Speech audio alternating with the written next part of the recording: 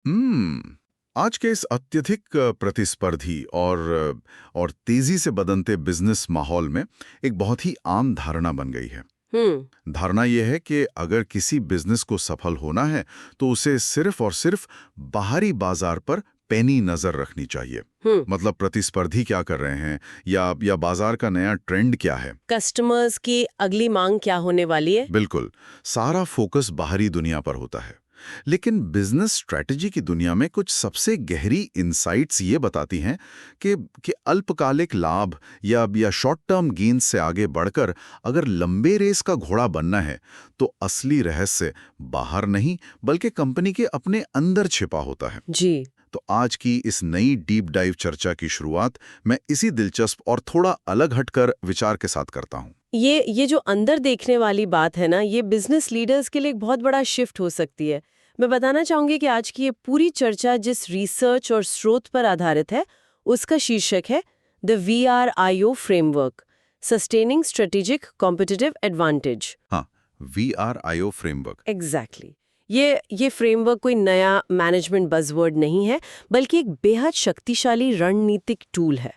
इस research paper की सबसे बड़ी खूबी ये है कि ये इस बात का गहराई से मूल्यांकन करने में मदद करता है कि क्या किसी संगठन की अपनी आंतरिक संपत्तियां और संसाधन, यानी उनके इंटरनल एसेट्स, उनके इंटरनल एसेट्स वास्तव में एक ऐसा लाभ बना सकते हैं जो सिर्फ आज या कल के लिए नहीं बल्कि लंबे समय तक टिकाऊ हो। तो इस चर्चा का मुख्य उद्देश्य भी यही है, सिर्फ सतह पर तैरने के बजाय इस बात की पूरी गहराई में जाना कि कंपनियां कैसे अपने आंतरिक संसाधनों और क्षमताओं का उपयोग करके केवल कुछ समय की सफलता नहीं बल्कि एक स्थायी सफलता प्राप्त करती हैं। बिजनेस रणनीतियां अक्सर बहुत जटिल और भारी भरकम शब्दों से भरी लगती हैं, लेकिन ये VRIO फ्रेमवर्क उस पूरी जटिलता को बहुत ही तार्किक तरीके से सरल बना देता है। इस फ्रेमवर्क की सबसे बड़ी ताकत इसका स्ट्रक्चर है।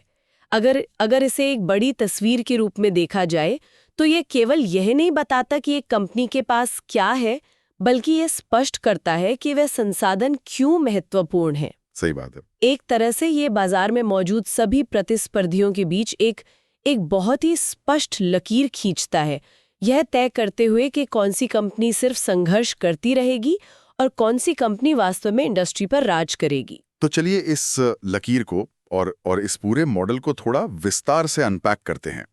सबसे पहले तो ये समझना जरूरी है कि ये VRIO आखिर है क्या। जी। स्रोत के अनुसार ये 4 अक्षरों का एक एक्रोनिम है, V, R, I और O। इसका पूरा नाम है वैल्यू, रेरिटी, इमिटेबिलिटी और ऑर्गेनाइजेशन। ये पूरा का पूरा मॉडल आंतरिक विश्लेषण या इंटरनल एनालिसिस पर केंद्रित है। तो शुरुआत करते हैं इसके सबसे पहले अक्षर और सबसे पहले फिल्टर V से, जिसका मतलब है मूल्य या वैल्यू। यहाँ जो पहला सवाल खड़ा होता है वो बहुत सीधा है। क्या कोई संसाधन या क्षमता संगठन में प्रतिस्पर्धात्मक मूल्य यानी कॉम्पिटिटिव वैल्यू जोड़ती है? तो ये मूल्य असल में है क्या? मतलब क्या वो सिर्फ देखने में अच्छा है या सच में कुछ काम कर रहा है? स्रोत इस मूल्य को बहुत ही स्पष्ट तरीके से परिभाषित करता है। एक मूल्यवान संसाधन केवल वो नहीं है जो देखने में अच्छा लगे या जिसे पाकर कंपनी को गर्व महसूस हो।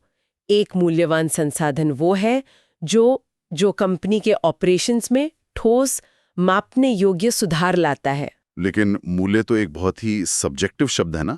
अगर किसी कंपनी के पास एक बहुत बड़ा और सुंदर ऑफिस है तो क्या वो मूल्यवान है? नहीं, उसे हम सीधे तौर पर रणनीतिक मूल्य नहीं कह सकते।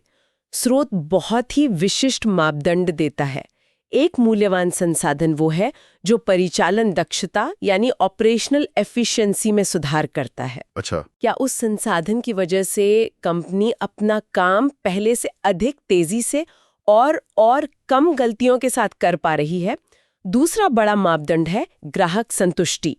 क्या वो संसाधन कस्टमर एक्सपीरियंस को बेहतर बना रहा है? और लागत कम करना भी तो एक बहुत बड़ा फैक्टर होगा। बिल्कुल, लागत में कमी एक सीधा आर्थिक लाभ है।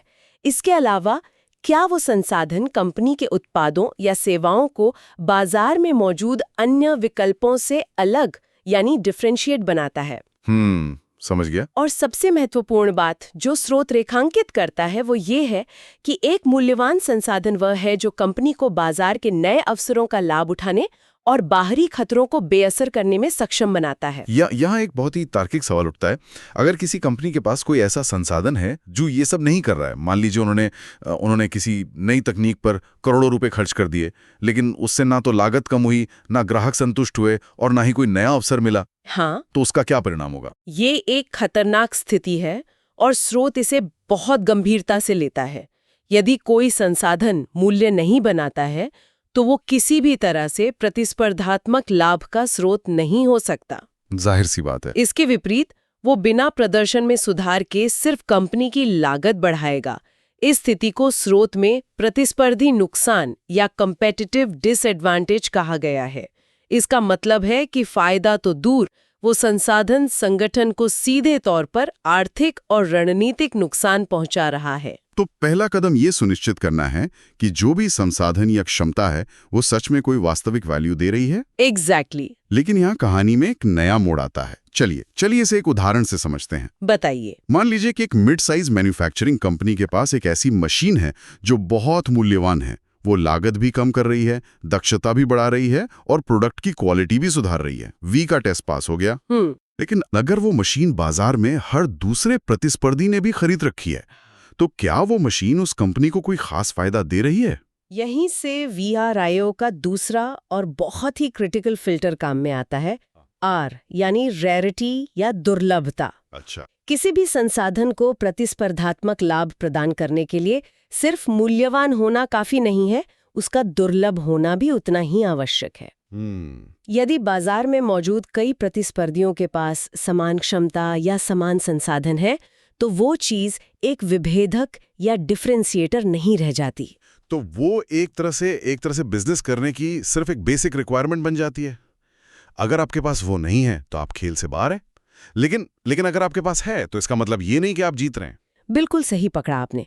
इस स्थिति को स्रोत में बहुत ही सटीक नाम दिया गया है, प्रतिस्पर्धी समानता या कॉम्पिटिटिव पैरिटी। Competitive parity. हाँ, इसका सीधा सा अर्थ है कि आप रेस में तो शामिल हैं, आप ट्रैक पर दौड़ रहे हैं, लेकिन आप किसी भी दूसरे धावक से आगे नहीं हैं, आप सिर्फ बराबरी पर हैं। एक स्थायी बढ़त के लिए कुछ ऐसा चाहिए जो दूसरों के पास ना हो। दुर्लभ संसाधनों की जब बात आती है तो अक्सर लोग सोचते हैं कि ये सिर्फ कोई छिपा हुआ खजाना या कोई बहुत ही रहस्यमयी चीज होगी। लेकिन मैंने स्रोत में देखा कि इसके जो उदाहरण दिए गए हैं वो बहुत ही व्यवहारिक हैं। जी बिल्कुल। जैसे कि मालिकाना तकनीक या प्रोप्राइटरी टेक्नोलॉजी। अगर किसी टेक स्टार्टअप के पास अपना खुद का लिखा हुआ ऐसा कोड या सॉफ्टवेयर है जिस पर सिर्फ उनका कानूनी अधिकार है, तो वो एक दुर्लभ संसाधन है। और ये दुर्लभता सिर्फ तकनीक तक सीमित नहीं है।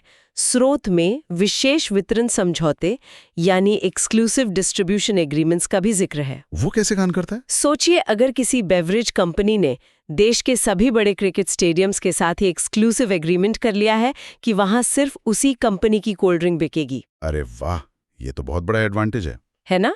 तो भले ही किसी दूसरे प्रतिस्पर्धी की कोल्ड ड्रिंक स्वाद में बेहतर हो, ये डिस्ट्रीब्यूशन नेटवर्क एक ऐसा दुर्लभ संसाधन है जो उन्हें बहुत बड़ा फायदा देता है। इसके अलावा विशिष्ट विशेषज्ञता यानी स्पेशलाइज्ड एक्सपर्टीज भी इस सूची में है। किसी कंपनी के पास ऐसे वैज्ञानिक या इंजीनियर हो सकते हैं जिनका अनुभव पूरी दुनिया में कुछ ही लोगों के पास हो। बिल्कुल। एक अद्वितीय ब्रांड पहचान भी अपने आप में दुर्लभ है। कोई नई कंपनी रातों रात ऐसा ब्रांड नहीं बना सकती जिस पर लोग आंख बंद करके भरोसा करते हों। और अंत में दुर्लभ कच्चे माल तक पहुंच होना।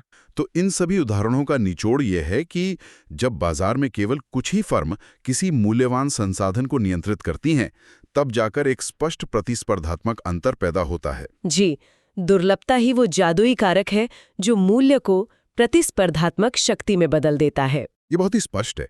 लेकिन अब रणनीति की दुनिया का सबसे बड़ा सिरदर्द सामने आता है। यहाँ बात सच में बहुत दिलचस्प हो जाती है। बताइए। मान लीजिए किसी कंपनी ने बहुत मेहनत से एक मूल्यवान और दुर्लभ संसाधन खड़ा कर लिया, लेकिन बाजार में बहुत से ऐसे प्रतिस्पर्धी बैठे हैं जिनके पास अथाह पैसा है। क्या होगा अगर वे उस दुर्लभ चीज को देखकर रातों रात उसकी कॉपी बना ले? ये किसी भी सफल बिजनेस का सबसे बड़ा डर होता है, और यही हमारा तीसरा फिल्टर है, I यानी इमिटेबिलिटी या अनुकरण की कठिनता। इमिटेबिलिटी। हाँ, ये फिल्टर इस बात की जांच करता है कि क्या उस संसाधन की नकल करना आसान है, भले ही कोई संसाधन मूल्यवान और दुर्लभ हो, लेकिन अगर कोई दूसरा उसे पैसे या ताकत के बल पर आसानी से कॉपी कर सकता है तो वो फायदा टिकेगा नहीं। एग्जैक्टली जो भी लाभ उस कंपनी को मिल रहा है वो केवल एक अस्थायी प्रतिस्पर्धात्मक लाभ या टेम्पररी कॉम्पिटिटिव एडवांटेज होगा।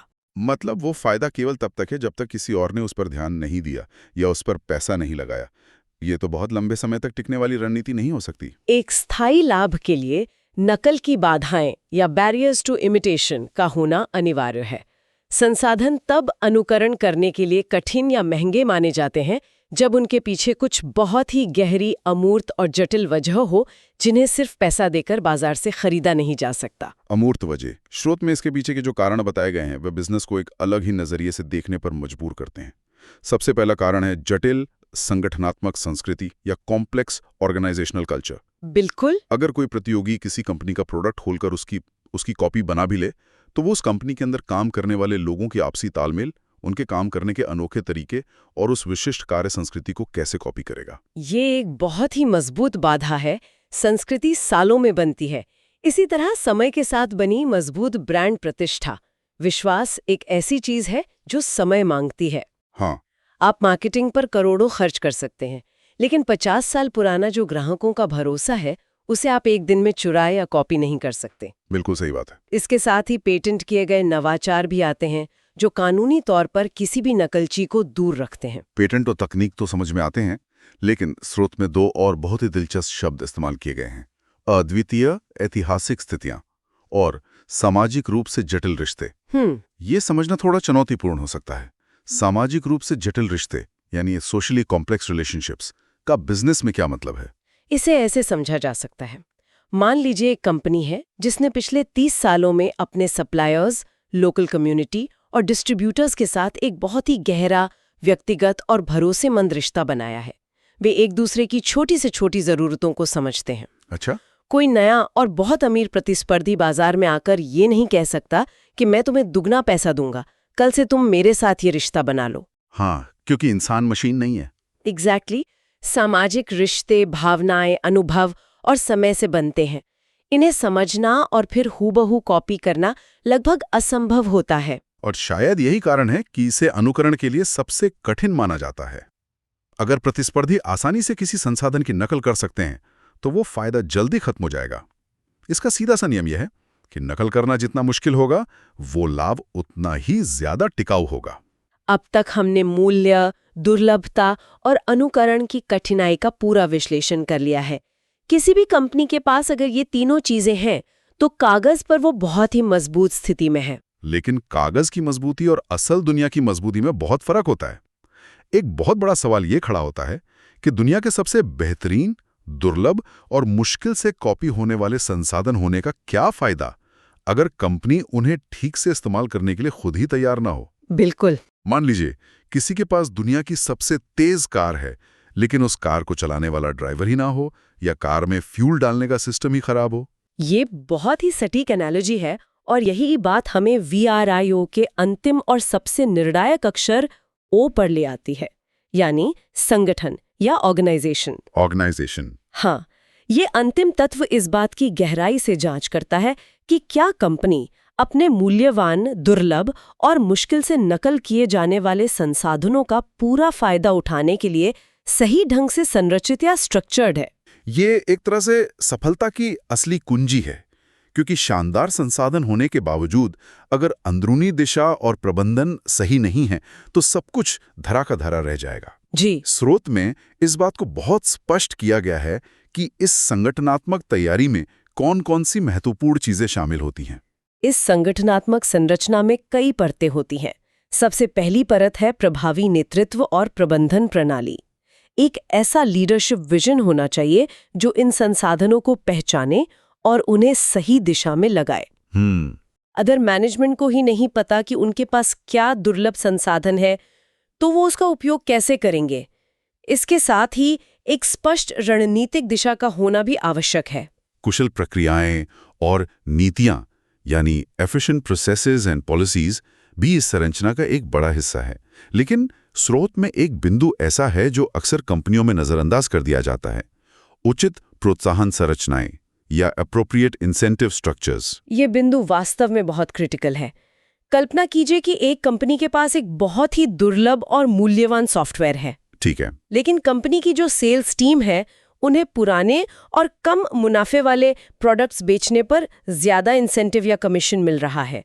तो क्या वो सेल्स टीम उस नए और दुर्लभ सॉफ्टवेयर को बेचने में मेहनत करेगी? नहीं, वो तो वहीं जाएगी ना जहां उसे तुरंत फायदा दिख रहा है। बिल्कुल। इसलिए कंपनी का इंसेंटिव स्ट्रक्चर उन संसाधनों के दोहन के साथ पूरी तरह से अलाइन होना चाहिए। ये अलाइनमेंट बहुत जरूरी है। हाँ, क्या कंपनी के अंदर का माहौल ऐसा है जो कर्मचारियों को उन अद्वितीय संसाधनों का अधिकतम उपयोग करने के लिए प्रेरित करता है?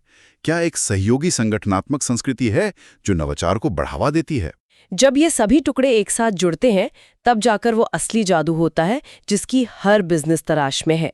स्रोत बहुत ही मजबूती से ये निष्कर्ष निकालता है कि जब ये चारों शर्तें, चारों शर्तें, यानी संसाधन मूल्यवान हो, दुर्लभ हो, उसकी नकल करना बहुत मुश्किल हो और संगठन उसका लाभ उठाने के लिए पूरी तरह से व्यवस्थित हो, केवल और केवल तभी एक निरंतर या स्थायी प्रतिस्पर्धात्मक लाभ, जिसे सस्टेन्ड कॉम्पिटिटिव एडवांटेज कहते हैं, प्राप्त होता है। ये कोई एक अकेली खूबी नहीं है, बल्कि इन चारों पैमानों का एक बहुत ही कसा हुआ गठजोड़ है। और ये प्रबंधकों के लिए एक बहुत बड़ा टूल है, क्योंकि इसी संरचनात्मक मूल्यांकन से उन्हें ये तय करने में मदद मिलती है कि किन रणनीतिक पहलों में पैसा और समय लगाना है और किन को छोड़ देना है। सिद्धांत और फ्रेमवर्क तो बहुत ही शानदार और तार्किक है, लेकिन अब इस पूरी चर्चा को थोड़ा जमीनी और व्यवहारिक धरातल पर लाते हैं। जी, जो लोग बिजनेस चला रहे हैं या जो रणनीतियां बनाते हैं, वे इस फ्रेमवर्क को वास्तव में अपनी रोजमर्रा की जिंदगी में कैसे लागू कर सकते हैं? क्या ये सिर्फ बोर्डरूम की प्रेजेंटेशन के लिए है या इसके कुछ ठोस कदम भी हैं? स्रोत इस मामले में बहुत ही प्रैक्टिकल है। इसे लागू करने के लिए कुछ बहुत ही स्पष्ट और सीधे कदम बताए गए हैं। वो कदम क्या है? सबसे पहला कदम एक ऑडिट की तरह है। कंपनी के प्रमुख मूर्त और अमूर्त संसाधनों, यानी टैंजिबल और इनटैंजिबल रिसोर्सेज की एक पूरी और ईमानदार सूची बनाना। इसमें क्या क्या आएगा? इसमें सब कुछ आएगा। प्लांट और मशीनरी से लेकर कंपनी की संस्कृति और ब्रांड वैल्यू तक सब कुछ शामिल होना चाहिए। और एक बार जब वो लंबी सूची तैयार हो जाए तो दूसरा कदम शुरू होता है। वो कदम है उस सूची के प्रत्येक संसाधन को एक एक करके उठाना और उन 4 VRIO मानदंडों की कसौटी पर कसना। एग्जैक्टली। खुद से पूछना कि क्या ये विशेष संसाधन मूल्यवान है? अगर हाँ, तो क्या ये दुर्लभ है? अगर दुर्लभ है तो क्या कोई और इसकी आसानी से नकल कर सकता है? और क्या हमारा संगठन इसके लिए व्यवस्थित है? ये एक बहुत ही सख्त मूल्यांकन प्रक्रिया होनी चाहिए। तीसरा कदम यह पहचानना है कि इस मूल्यांकन को पास करने के बाद कौन से संसाधन वास्तव में कंपनी को स्थायी लाभ प्रदान कर रहे हैं। ज्यादातर मामलों में बहुत लंबी सूची में से केवल 1 या 2 संसाधन ही इन चारों पैमानों पर खरे उतरते हैं। और जो संसाधन खरे उतरते हैं उनके लिए चौथा कदम है संगठनात्मक संरचनाओं को और अधिक मजबूत करना। यह सुनिश्चित करना कि उन रणनीतिक संपत्तियों का पूरी तरह से दोहन हो सके। अगर कोई कमी है तो उसे तुरंत दूर किया जाए। इसका 5वां और अंतिम कदम शायद सबसे ज्यादा जरूरी है। जैसे जैसे बाजार विकसित होते हैं, संसाधनों का लगातार पुनर्मूल्यांकन करते रहना। पुनर्मूल्यांकन मतलब उसे दोबारा चेक करते रहना। हाँ, ये कोई ऐसा काम नहीं है जिसे एक बार करके फाइल में बंद करके रख दिया जाए। क्योंकि बाजार कभी भी एक जगह नहीं रुकता। आज जो चीज दुर्लभ है, हो सकता है कल वो एक आम चीज बन जाए। इसलिए लगातार ऑडिट करते रहना आवश्यक है। इस पूरी प्रक्रिया का व्यापक महत्व यही है। यह केवल बाजार से नए संसाधनों को खरीदने या प्राप्त करने के बारे में नहीं है। जी, यह अंदर झांकने और उन अद्वितीय क्षमताओं को विकसित करने के बारे में है जिन्हें प्रतिस्पर्धी आसानी से दोहरा नहीं सकते। यह किसी भी कंपनी के विकास, उसके नवाचार और उसकी कॉर्पोरेट रणनीति के साथ उसकी आंतरिक क्षमताओं को पूरी तरह से एक दिशा में संरेखित करता है। इस गहरी और विस्तृत चर्चा के मुख्य निष्कर्षों को अगर एक जगह समेटा जाए तो एक बात शीशे की तरह साफ हो जाती है। किसी भी बिजनेस की असली और लंबी सफलता केवल बाहरी बाजार की ताकतों से या यह देखकर नहीं तय होती कि प्रतिस्पर्धी क्या कर रहे हैं। बिल्कुल, असली सफलता इस बात से तय होती है कि कोई कंपनी अपने खुद के आंतरिक संसाधनों को कितनी गहराई से पहचानती है, उन्हें कैसे बाजार में दुर्लभ और कॉपी करने में मुश्किल बनाती है, और सबसे महत्वपूर्ण बात, उन संसाधनों का पूरा लाभ उठाने के लिए अपनी टीमों और नीतियों को कैसे व्यवस्थित करती है। ये एक बहुत ही सशक्त दृष्टिकोण है। और चर्चा को समाप्त करने से पहले स्रोत सामग्री के उस अंतिम बिंदु पर थोड़ी और गहराई से विचार करना बहुत प्रासंगिक होगा, जहां बाजारों के विकसित होने के साथ संसाधनों के लगातार पुनर्मूल्यांकन की बात कही गई है। ये बिंदु वास्तव में एक बहुत ही गहरा विचारोत्तेजक प्रश्न खड़ा करता है। ये एक ऐसा सवाल है जो बिजनेस की दुनिया को समझने वाले किसी भी इंसान को सोचने पर मजबूर कर सकता है। वो सवाल ये है, यदि कोई कंपनी आज के समय में इस पूरे वीआरआईओ फ्रेमवर्क को पार करके एक स्थायी प्रतिस्पर्धात्मक लाभ प्राप्त कर भी लेती है, तो क्या समय बीतने और तेज तकनीकी विकास के साथ एक ऐसी स्थिति आना तय नहीं है जहां आज का वो दुर्लभ और मुश्किल से नकल किया जाने वाला संसाधन कल एक बेहद आम, आसानी से कॉपी होने वाली वस्तु बन जाए? ये एक ऐसा पैराडॉक्स है जो इस पूरी स्ट्रैटेजी के केंद्र में है। सोचने वाली बात यह है कि क्या बिजनेस की इस तेजी से बदलती दुनिया में स्थायी या सस्टेन्ड शब्द वास्तव में केवल एक लंबी अवधि का भ्रम है? क्या कोई भी लाभ सच में हमेशा के लिए स्थायी हो सकता है, या हर स्थायी लाभ की एक एक्सपायरी डेट होती है जो बाजार तय करता है? इस दिलचस्प और गहरे सवाल के साथ आज की इस डीप डाइव को यहीं विराम देते हैं। इस पूरी रणनीतिक यात्रा में साथ जुड़ने और इन जटिल विचारों को गहराई से समझने के लिए बहुत बहुत धन्यवाद।